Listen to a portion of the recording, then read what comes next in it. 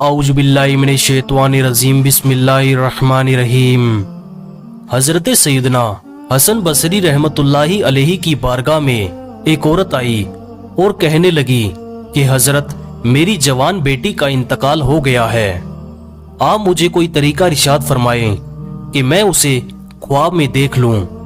हजरत हसन बसरी रहमतुल्लाहि अलैहि ने उसे एक अमल बता दिया कि तुम ये अमल करोगी तो तुम अपनी बेटी को ख्वाब में देख लोगी। उस औरत ने वो अमल किया, वो वजीफा किया, तो वो दुनिया से जाने वाली उसकी बेटी उसे ख्वाब में नजर आई, मगर अजब हाल में नजर आई। उसने देखा कि उसकी बेटी के बदन पर तारकोल का लिबास है, यानी डामर का लिबास है, गर्दन में जंजीर है और पांव में बेड़ियां हैं, यानी कि उसे कब्र में अजाब हो रहा था। जब उसकी मां ने अपनी बेटी को अजाब में मुब्तला देखा, वो हेबतनाक मंजर देखा, तो वो कांप उठी। और दूसरे दिन हजरत हसन बसरी रहमतुल्लाहि अलैहि को वो ख्वाब सुनाया कि हुजूर, मेरी बेटी तो इस हाल में है। तो आप बड़े गमजदा हुए। कुछ अरसे बाद आप हजरत हसन बसरी रहमतुल्लाहि अलैहि ने एक लड़की को ख्वाब में देखा कि वो लड़की जन्नत में एक तख्त पर अपने सर पर ताज सजाए हुए बैठी है। आपको देखकर वो लड़की कहने लगी कि हुजूर, क्या आप मुझे जानते हैं कि मैं कौन हूँ? मैं उसी खातून की बेटी हूँ जो आपके पास आई थी और मेरी ऐसी हालत बताई थी। हजरत हसन बसरी रहमतुल्लाहि अलैहि ने कहा कि तुम तो अजाब में मुब्तला थी, तुम्हारी माँ ने बताया तुम तो बड़ी तकलीफ में थी, लेकिन आज तो तुम जन्नत की नेमतें लूट रही हो।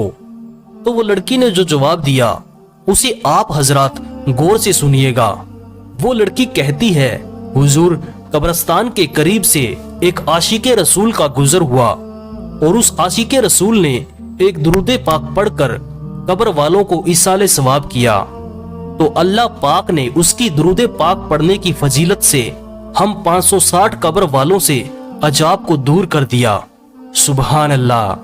नाजरीन, हमारे कितने खानदान के लोग इस दुनिया से चले गए, कब्रिस्तान भी हम लोग जाते हैं, लेकिन ये इसाले सवाब जो है इसकी बहुत नेमतें हैं। अल्लाह की कुदरत और रहमत से हम उन कब्र वालों को राहत पहुंचा सकते हैं। दुरूद पाक की क्या शान है। दुरूद पाक पढ़कर इसाल करें तो कब्र वालों से अजाब दूर हो जाए, और जो खुद दुरूद पाक पढ़े तो उसको क्या क्या नेमतें मिलती होंगी, उसकी कब्र का क्या आलम होगा। अपने मरहूमीन को याद रखिए, उन्हें भूल मत जाइए। अगर आज आप अपने मरहूमीन को भूल जाएंगे, हो सकता है वो कल तुम्हें भूल जाएं। हमें उन्हें याद रखना है, उन्हें नेकियां पहुंचानी है। यकीन मानिए, कब्रिस्तान में दफन होने वाले आज हमें जबाने हाल से नसीहत कर रहे हैं, ऐ गाफिल इंसानों, याद रखो कल हम भी वहीं यानी दुनिया में थे जहां आज तुम हो, और कल तुम भी यहीं यानी कब्र में आ पहुंचोगे जहां आज हम हैं। इसलिए अल्लाह पाक से दुआ है कि अल्लाह पाक हमें दुनिया में रहते हुए ज्यादा से ज्यादा नेकियां करने की तौफीक अता फरमाए। आमीन सुम्मा आमीन।